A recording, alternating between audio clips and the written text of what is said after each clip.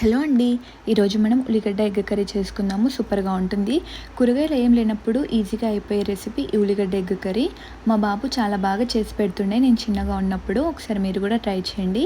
ముందుగా కరివేపాకు, ఉల్లిగడ్డ, పచ్చిమిర్చి చిన్నగా కట్ చేసుకోవాలి. తర్వాత ఆల్ గరం మసాలా రోట్లో దంచి పక్కకు పెట్టుకోవాలి.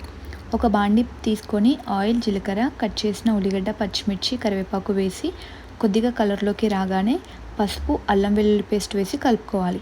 తర్వాత సాల్ట్, 2 స్పూన్ల కారం వేసి మంచిగా ఆయిల్లో వేగిన తర్వాత కొన్ని వాటర్ పోసుకొని మూత పెట్టి మెత్తగా ఉడకనివ్వాలి.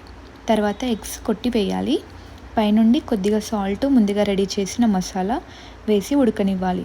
తర్వాత గుడ్లు తిప్పి వేసి కొద్దిసేపు మగ్గనివ్వాలి.